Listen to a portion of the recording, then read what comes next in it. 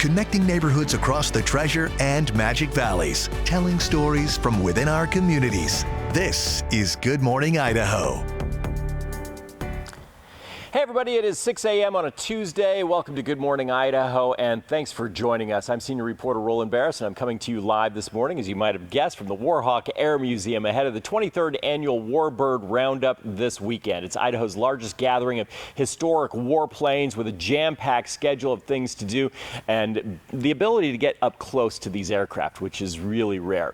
I'll break it all down for you a little bit later on. Also, lots in store from our neighborhood reporters this morning, like full team coverage of multiple fires here in the Treasure Valley with swift responses in Eagle, preventing a worst-case scenario, while in Caldwell, a family of 6, well, they're displaced now after their home was considered a total loss. Plus, coming up in our next half hour, our Sahana Patel at the arraignment of a former Mountain Home pastor accused of human sex trafficking. Victims and their families relieved as the judge rejected his plea deal.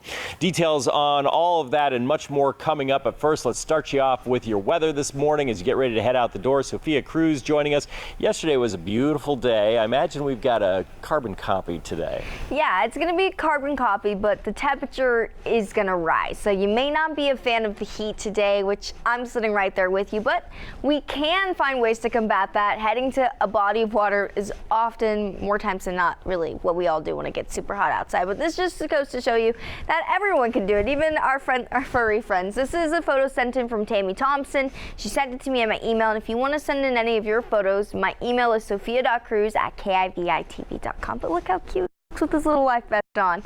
Now, either way, if you are getting ready for your morning, it is going to be another toasty one for us. So while you're heading into the bus stop, you've got mid-60s. It's going to feel really nice to start the day, but coming home, that's when we'll start to touch into those lower 90s. Plenty of sunshine, but you are going to want to make sure that the kiddos are packing their water bottles for recess. It's going to be a hot one for us, Roland.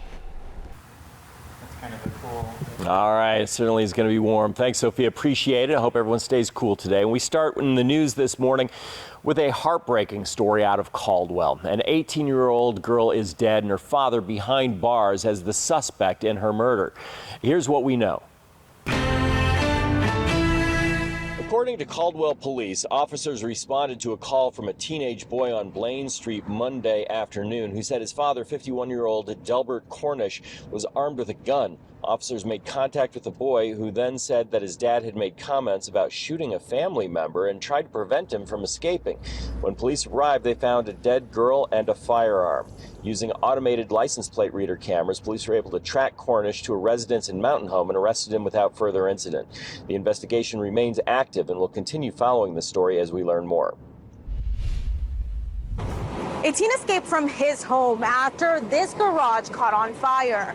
I'm our Caldwell neighborhood reporter Leslie Solis in Roosevelt and Plateau Avenue, where 6 people are now displaced due to their home being a total loss. For a while, we were just like, what the heck happened? We went directly into rescue mode. At approximately 5:03, Caldwell Fire received a call about a residential fire. Multiple fire agencies rushed to the scene to prevent the flames from spreading. The house was mostly smoke, except for the garage. Manuel Oliveira, a nearby neighbor, tells me he wasn't sure if the smoke was a dust storm or fire. But the moment it hit his face, he and his father immediately got in the car to help. Did you guys call 911 by any chance? Yeah, we did call 911. Chief Knight confirmed it started as a garage fire that spread throughout the home, making it a total loss. We do have multiple animals that have died due to the fire. And I can imagine how they must feel. 2 dogs, a bearded dragon, and 2 birds died in the fire.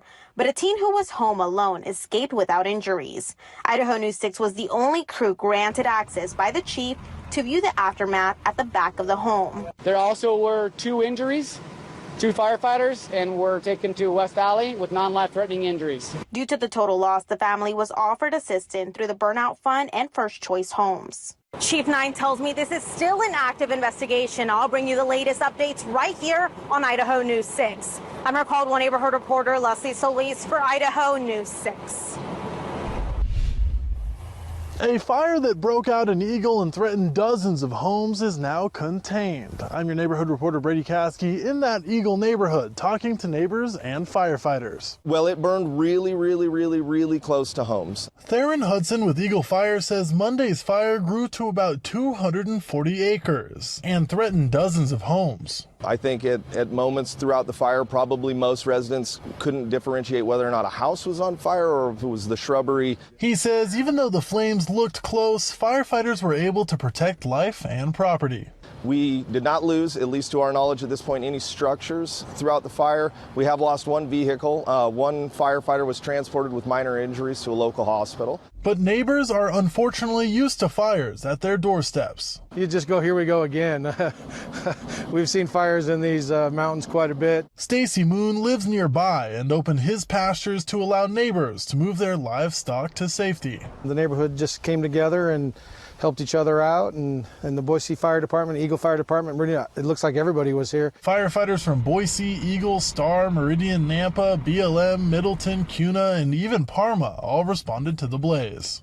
Though this was a really good turnout or outcome for this situation, it's just important for people to remember that we live in a hot, dry environment, especially this time of the year, and anything we can do to minimize the potential risk of fire is probably intelligent. Eagle Fire says clearing brush near your home and creating defensible space makes their jobs easier when fires like this break out. Reporting in Eagle, I'm Brady Caskey for Idaho News 6. Crews have slowed the spread of the rock fire burning near Tamarack Resort, but it's still not contained. Aerial resources, including scooper planes and helicopters, have already dumped more than 500,000 gallons of fire retardant on West Mountain and roughly 350,000 gallons of water. Crews have also installed hand line and portable water tanks on the ground on the fire's west flank. A structure protection group is working to keep the flames away from nearby communities. 3 zones remain in ready evacuation status. The rock fire has burned more than 2,600 acres since it was started by lightning last week. No more unprotected turns at 3 busy sites along Eagle Road, like this one in Meridian. I'm Meridian neighborhood reporter Ali Tripke, and local traffic officials and police tell me this should improve safety along Eagle Road, and neighbors agree. Every day, 60,000 drivers make their way up and down Eagle Road in Meridian. But now there are fewer options for left turns and U-turns in an effort to avoid crashes and increase safety. It's really scary. Meridian resident Lori Albaugh has seen the dangers on Idaho's busiest corridor. My daughter got hit by somebody running a red light right here at Eagle and Ustick. Albaugh owns Millie Grace, a women's fashion boutique across from a now closed, unprotected U-turn just south of the Ustick intersection. She works just feet from the busy road, and although ITD's plans have been in the works for months, she didn't know about the changes until I stopped in her store to chat. Well, I hope it helps with less accidents, but we hear the tires screech because people are constantly running red lights. After receiving public feedback, stakeholder input, and traffic safety data, ITD has officially closed the 2-way left turns between Eagle Woods Drive and the Boise River in Eagle, the northbound left turn lane at Bald Cypress Street, and the southbound U-turn at Bourbon Street near Ustick. Before the closures, I checked out the unprotected U-turn at Bourbon Street in front of Millie Grace Boutique. Still waiting to do a U-turn. I think I've been here for a few minutes. It took more than 2 minutes until there was a break in traffic safe enough to make a U-turn. I can understand why this might need to close. And as I've reported, Meridian Police and ITD are looking to slow traffic during those peak commute hours. So be on the lookout for variable speed limit signs along Eagle Road from I-84 to Chinden Boulevard in the coming months. I'm Meridian neighborhood reporter Ali Tripke for Idaho News 6. The Western Idaho Fair is already in full swing in Garden City. Guests can enjoy rides, music, food, animals, and much more. And join us Wednesday for Armed Forces Day. Swing by the Idaho News 6 booth to meet members of our crew, and you can even enter to win a free tablet. We'll see you there. The fair runs through Sunday.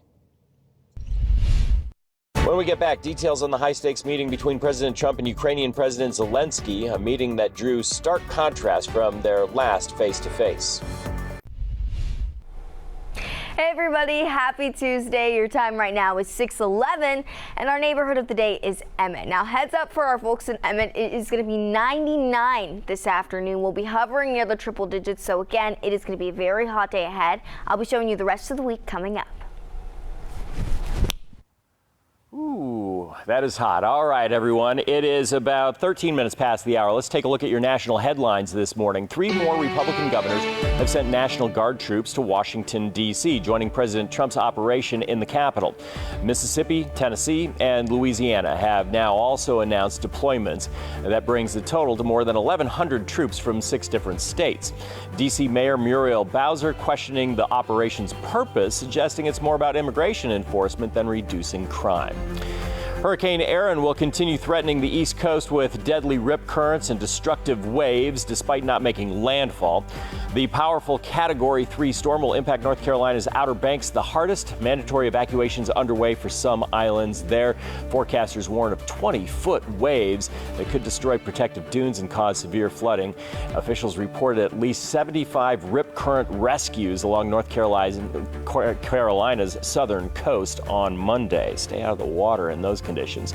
And families who lost loved ones in the Uvalde school shooting are heading to court in Los Angeles today in a lawsuit against a video game company and social media giant Meta.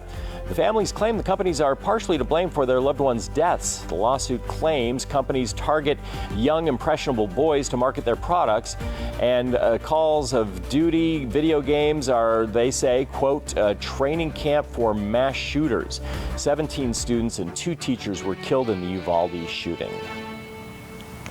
All right, now we turn to the latest on President Trump's meeting with Ukrainian President Volodymyr Zelensky and European leaders at the White House.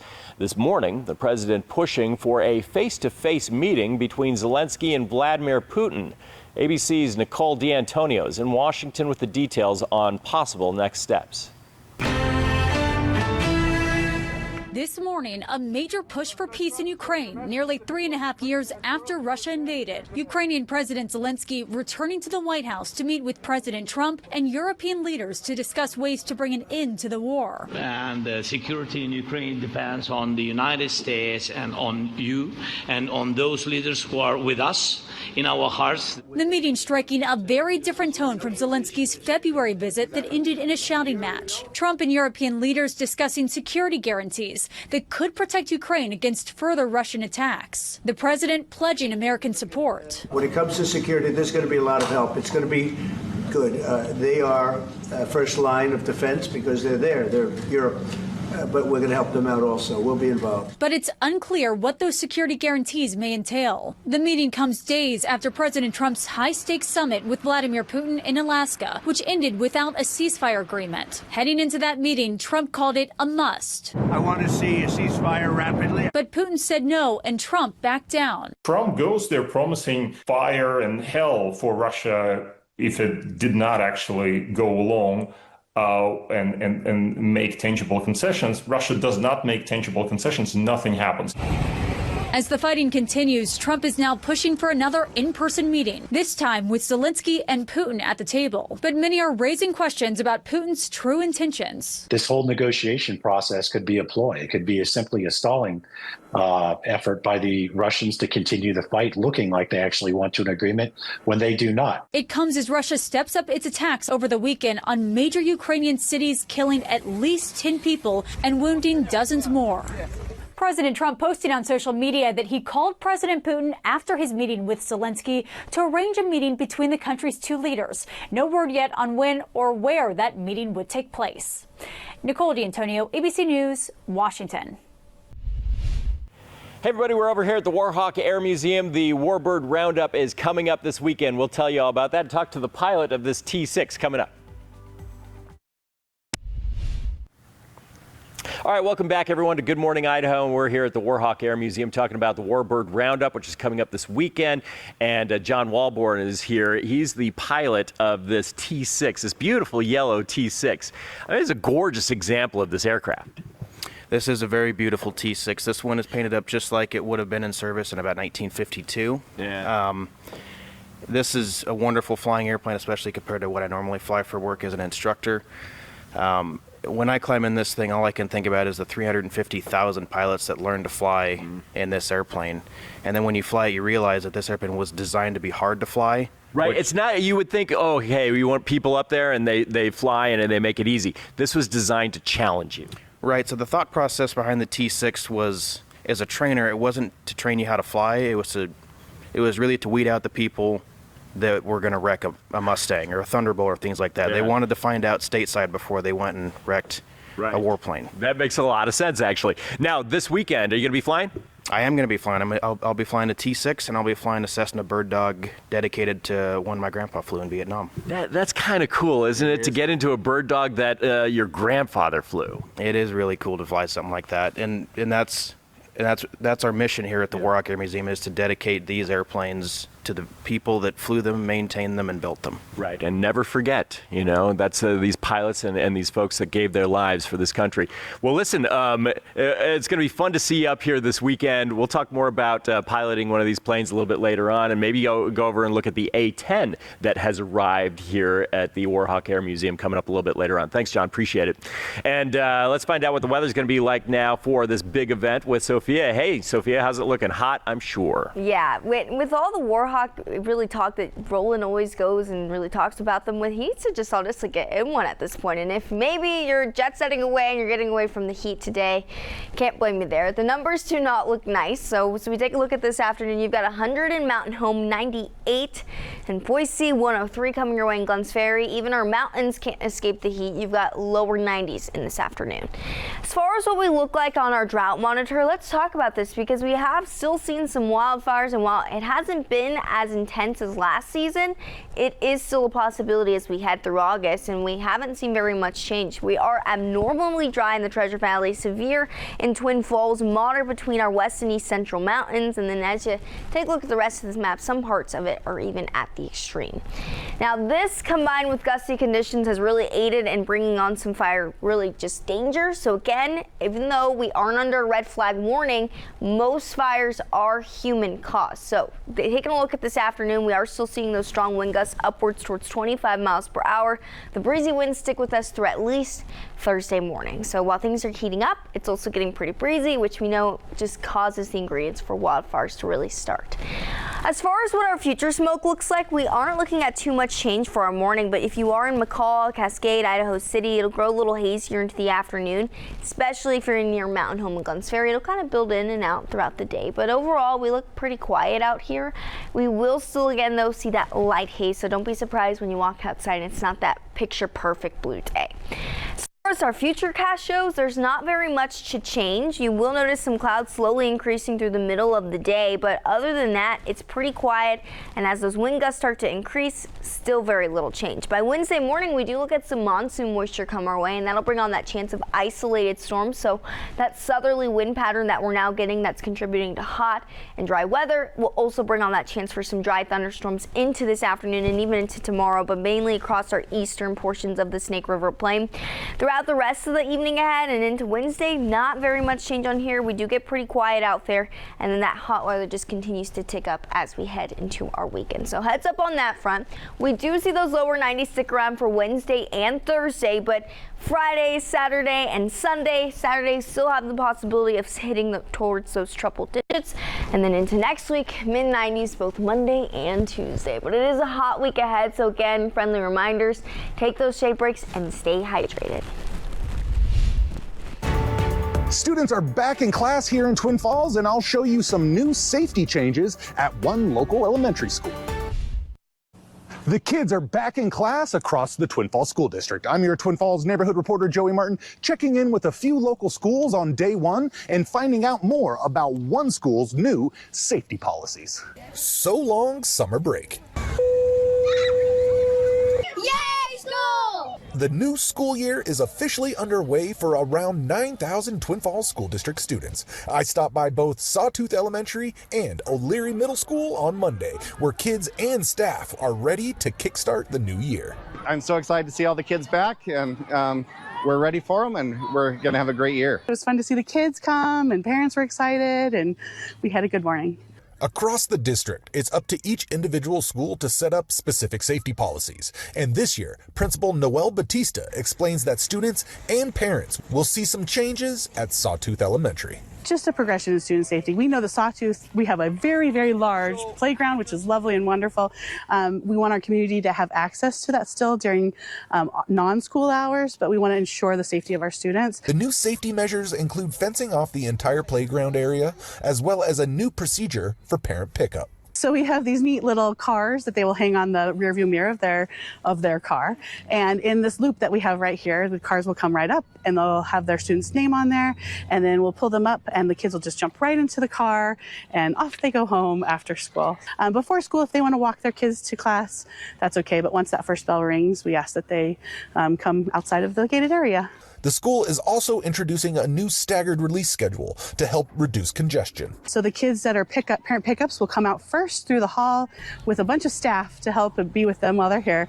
And then we have a bus pickup, which is in a different loop in the front of our building. Those kids will go out next, and then our walkers will be released last to go home with their siblings. Sawtooth Elementary says that during this trial run, each student will receive one placard, but families can request more at the school office. Reporting in Twin Falls, I'm your neighborhood reporter, Joey Martin, Idaho News 6.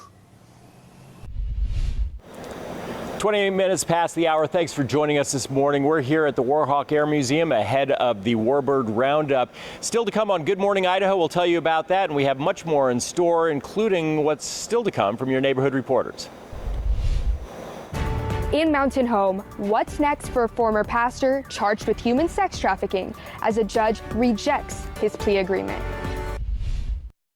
In Garden City, why and where a major park project is shutting down part of the Greenbelt. Now we'll look outside from the Treasure Valley Chevy Dealers Tower Cam.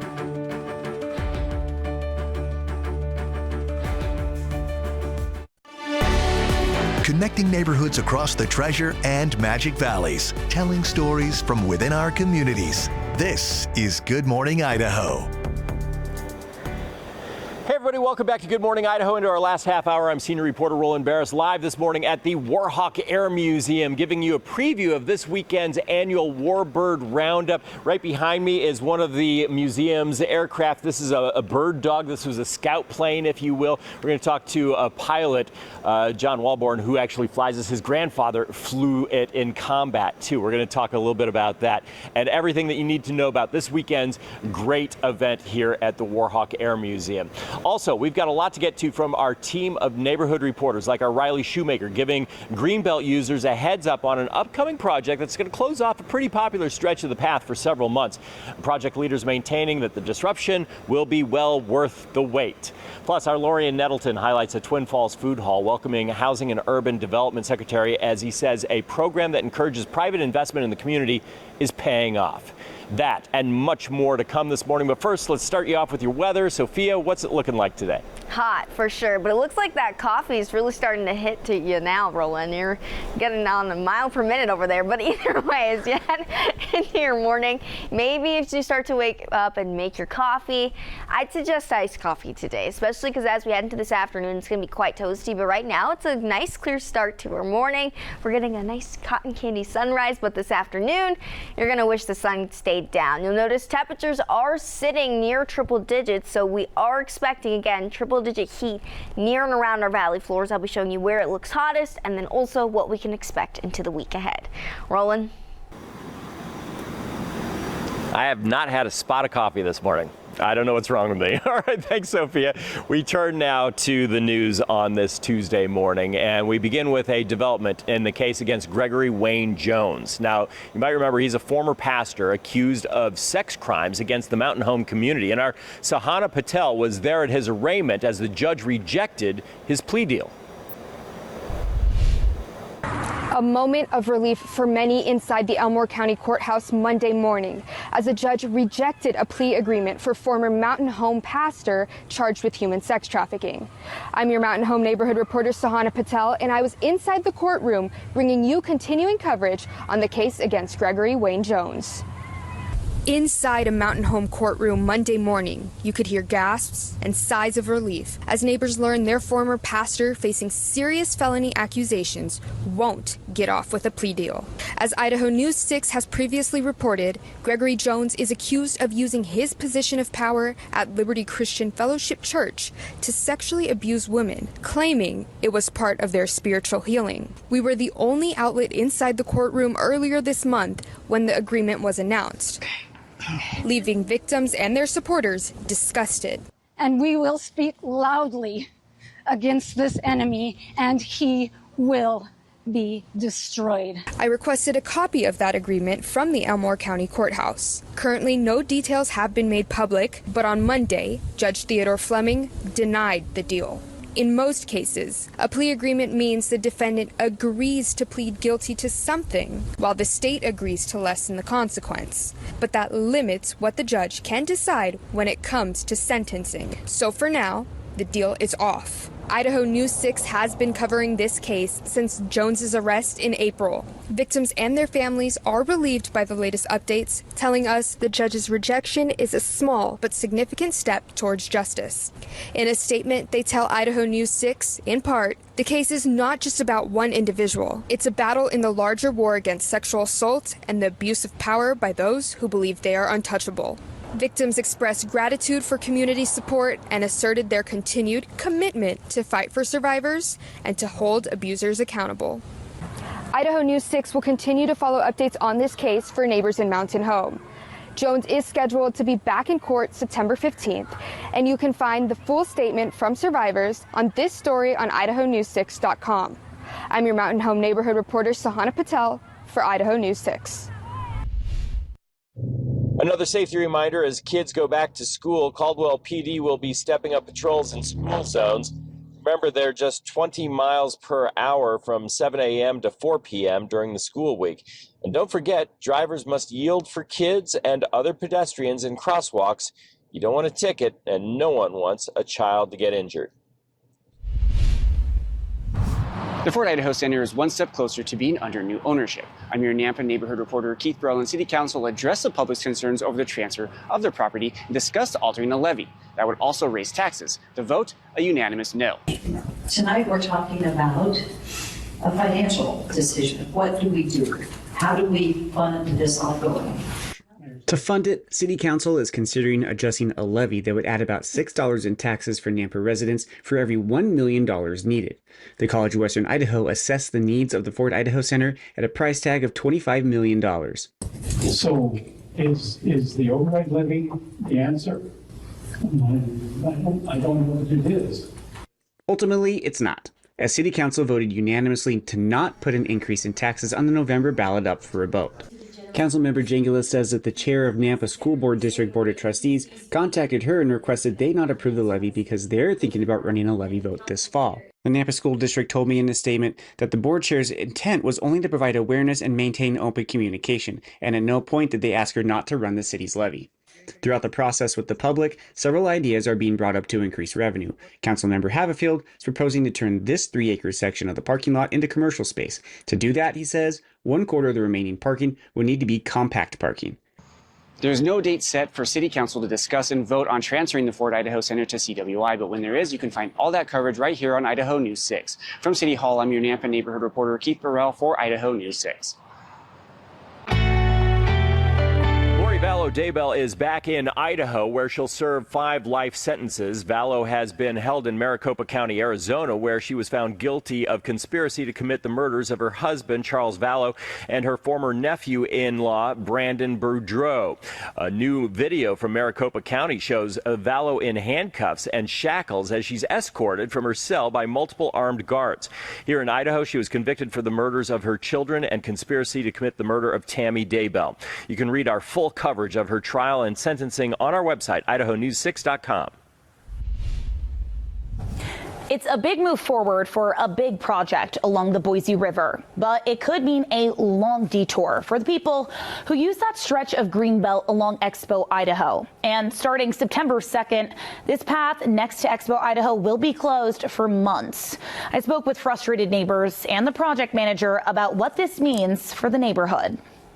An estimated 500 plus people walk, bike, and run through this half-mile stretch of the greenbelt behind Expo, Idaho. But soon, this popular path will be fenced off, and neighbors are already asking questions. Why are you ripping all of this up without having an alternate route right through here first? Locals say this section serves as a freeway for commuters and recreation alike. And many are frustrated that the closure comes without any designated detour outlined. I think that there's not a lot of practical situation. And in the case of this greenbelt being shut down September 2nd for 4 months, that there's not another alternate route through here. I live here, I walk the greenbelt. You're impacting a lot of people. That's really unnecessary. Project leaders acknowledge the disruption, but say the long-term vision is worth it. As part of the park at Expo, Idaho, this is going to be rerouted and integrated into the Park at Expo Idaho site. It's going to be widened. It's going to go past an amazing skate park, all-wheeled sports garden complex, tons of new plantings, trees, vegetation. So it's going to look way different than it does today. The major park overhaul will eventually connect visitors to skate features, wetlands, nature trails, and a pavilion. But in the meantime, the closure will affect everyone from daily commuters to families walking their dogs. Any greenbelt closure is tough. I think it'll be worth the squeeze in the end. The juice will be worth the squeeze because of this new park, because of how it will look when it's completed. It's going to be a huge new community asset here. Again, this stretch of path will reopen in January, and the park at Expo Idaho is expected to open at the end of 2026. Time to get in those final river floats of the year. You've got just 2 weekends left. Equipment rentals and shuttles for the main stretch from Barber Park to Ann Morrison will now be limited to Friday through Sunday. The official Boise River float season ends on Labor Day. All right, everybody, let's get the latest on what's happening today in your neighborhood. In Boise, city leaders will be at the grand opening of the Wilson Station Apartments. This is Boise's latest effort to provide affordable housing to those who need it, and the apartments include 102 brand new units for residents that earn 80% or less of the area median income. Residents will start moving into the building in May, and with these new units, Boise has completed 509 affordable new homes since 2022. Western Idaho Fair, it's well underway in Garden City, and tonight's show welcomes to the grandstand as stage one of the best-selling rock artists of the 21st century, Daughtry, and gates open at 6:30 with the show starting at 8 o'clock, and general concert admission is free with fair admission. It's also a $2 Tuesday, and from 12 to 4, everything from admission to rides and food will cost just $2. And over in downtown Caldwell, it is Tuesdays on the Creek. The 20-week free outdoor concert series still has over a month left and is also held in conjunction with Farm to Fork Market, so you can shop around while soaking in the vibes. Tonight's show features Scott Pemberton, and that'll be from 6 to 9 tonight. In Twin Falls, we tag along as a member of President Trump's cabinet tours Idaho's first Opportunity Zone project. First a hardware store, then a thrift store. Now this building is a bustling food hall. I'm your Twin Falls neighborhood reporter, Lori Nettleton. I was there as Senator Mike Crapo was joined by a member of Trump's cabinet to tour 2nd South Food Hall, sample the fares, and tout the Opportunity Zone program that made it all possible. A culinary tour of Twin Falls for two high-ranking national leaders. Housing and Urban Development Secretary Scott Turner and Senator Mike Crapo stopped to visit food vendors at 2nd South Food Hall. There's been almost $90 billion of private money, $90 billion with a B, that's been invested in rural and urban and tribal opportunity zones to create new operating business, to create new housing, new jobs, families formed. Turner oversaw the Opportunity Zone program when it started, and now the program has been enshrined in the One Big Beautiful Bill. Secretary Turner's visit to the Magic Valley continued with a tour of the self-help housing project in Filer. I'm your Twin Falls neighborhood reporter, Lori Nettleton. Idaho News 6. All right, well, it is 6:44, and your neighborhood of the day is Emmett. Heads up to our folks in Emmett, 99 this afternoon, and we will see triple-digit heat return into the week ahead. I'll have all the details you need to know coming up. Hey everybody, it's 14 minutes before the hour. We're back here at the Warhawk Air Museum talking with John Walborn. He's a pilot who's going to be flying this weekend in the Warbird Roundup. We've got some 20 warbirds that are going to be coming in. We're in front of a bird dog here. This is a plane that your grandfather flew, right? That's right. My grandpa spent 18 months in Vietnam flying a bird dog after a tour flying F-4s. And he always told me that this did more for his career than any fighter he ever got to fly. See, that's kind of crazy because I remember the F-4s flying out of here, and they're big. There's nothing more different than this plane than an F-4. Right. You're going about 5% the speed, hauling about 5% the ordnance with 0% of the armor. This is essentially like flying in a kite, everyone. But he came back. The idea was observation. He came back from one mission one time pretty shot up. Right, so he came back from mission that ended up earning him a Silver Star, and when he got out of the airplane, he counted 62 bullet holes without even moving from the door, and then from there he limped over to get a bullet taken out of his knee. Oh, wow. I mean, that's just an amazing story right there. And these are the people, these are the stories that this whole museum is meant to keep alive by having these aircraft and everything else here. John, thanks so much for joining us. By the way, folks, we showed you a couple of days ago the A-10 that came in from Gowan and is going to be a permanent part of this museum. This is the Punisher, and it's in pieces right now. They still have a lot to take apart. They got to get the engines out. You can see the engines back there are out, and they're on the ground, actually, on their trailers. And then you also have the gun, which is still yet to be brought out. It's a huge Gatling gun, and they've got a lot of work still yet to do. But this weekend, come check out the Warbird Roundup at the Warhawk Air Museum. It's going to be a great event, everyone. Let's find out what the weather's going to be like with Sophia. Yeah, it's going to be a hot one for us this week, Roland. So as you get ready for your morning, expect a very hot afternoon ahead. I'm taking you right now to Twin Falls, where it's a nice, beautiful start waking up. The sun's coming up at 61. It feels great. But as you head into the afternoon, you're going to wish that it was fall or even winter for some of you. I know I miss winter too. But either way, high temperatures.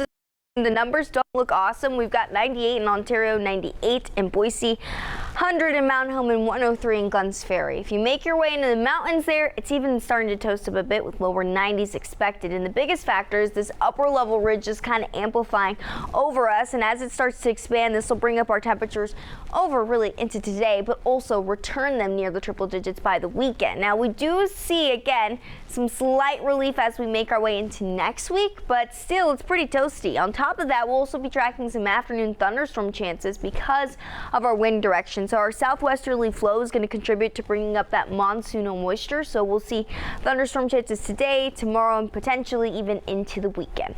As far as wind gusts go, we will keep those breezy winds with us through at least Wednesday afternoon, with gusts upwards towards 25 miles per hour. It starts to calm a bit into our Thursday afternoon, and then by Friday it looks a little bit quieter out there. But again, the hot and dry weather with those gusty conditions don't make for the best conditions. It does increase that fire danger, so heads up on that front. Be really careful of what you're doing outside, especially with anything that involves outdoor burning. As far as our future smoke goes, this shows that it'll be a little bit hazier over McCall, Cascade, and Stanley. It's a bit quieter over our lower Treasure Valley, but we will see some light haze make its way back into our afternoon if you're in the upper Treasure Valley. So heads up again, it is going to get a little hazy into the afternoon. Not going to be the most blue sky that we've seen.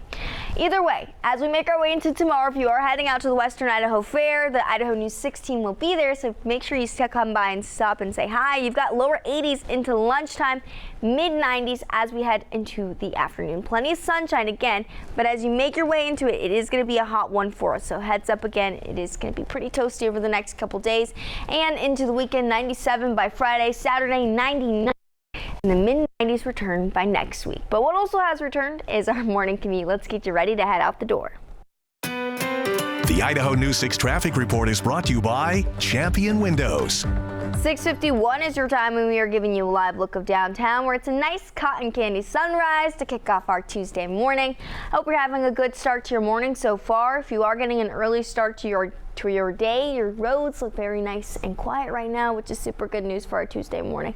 If you're riding near Meridian, West Cherry Lane and Franklin Road look nice and quiet. I know there's usually some hot spots, and then also Karcher Road, a little bit of slow up.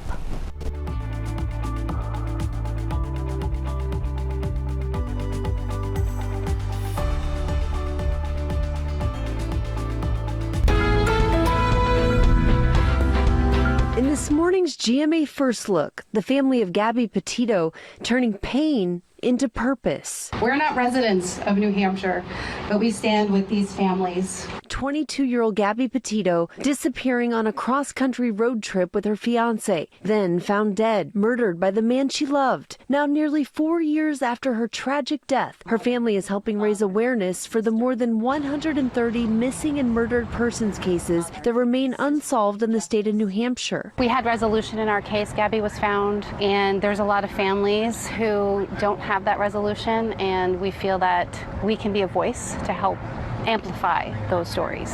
Not everybody gets the attention that she got. All of these families deserve the same thing that Gabby received. And coming up at 7 a.m., Michael Strahan will have much more with Gabby Petito's family. With your GMA First Look, I'm Rhiannon Alley, ABC News, New York.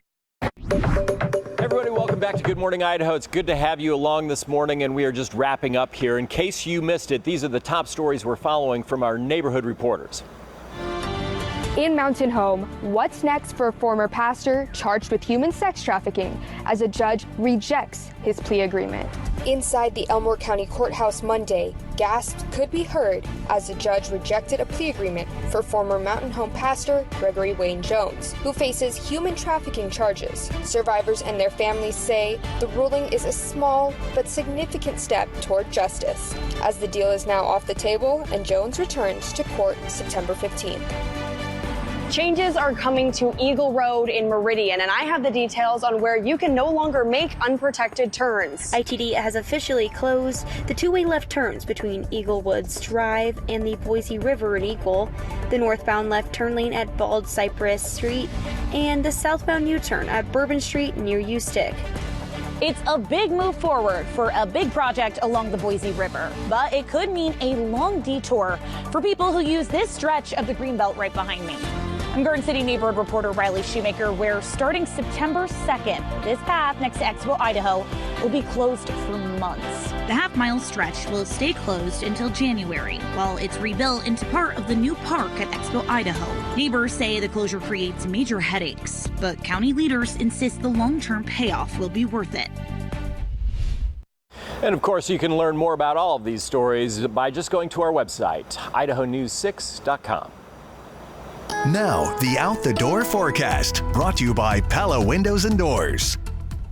All right, well, it is 6:56, so let's get your out the door. As you do, it is going to be a nice start to the day. You've got 70s as you head into 9 a.m. By lunchtime, we'll be sitting in those mid-80s. And then into the afternoon and evening ahead, we'll touch into those mid to upper 90s area-wide. There are some triple-digit spots we are looking at for today and tomorrow. If you want to read more about the forecast, you can head on over to idahonews6.com. Otherwise, let's get you ready to start your morning and get you into work and school. The Idaho News 6 traffic report is brought to you by Champion Windows. 6:57 is your time, and we are giving you a live look of downtown where it's Tuesday morning. The sun is shining. It's a nice cotton candy sunrise, my favorite ones. Now, either way, as you take a look at the sunrise this morning, one thing we can look at right now are the roads. You'll notice that you're running to a little stop and go as you make your way onto I-84 eastbound, but just a close-up look again, Meridian still looks to be a quiet spot for us this morning. Carter Road, both in that east and westbound lane, starting to see some stop and go, so heads up for my Caldwell commuters if you're traveling in that direction.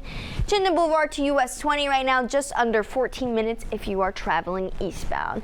Roland, I can't believe it's already Tuesday. I know today's going to be pretty hot, but also our weekend is too, so for people heading out to the Warhawk Air Museum, they just need to make sure they've got their sunscreen, sunglasses, and some shade. Yeah, no question about that, and that's where we are this morning. You see the A-10 tank killer behind me that was actually stationed at Gowan Field, but they brought it here. It's going to be the permanent part of the exhibit, and they're working on that right now. You can see it's kind of in pieces. This weekend, of course, we've got a lot to get to with the Warbird Roundup, and then tomorrow we're going to have Riley out at the Western Idaho Fair, enjoying all the fun out there. They've had some big crowds, so we'll see you tomorrow, everyone. Have a great day.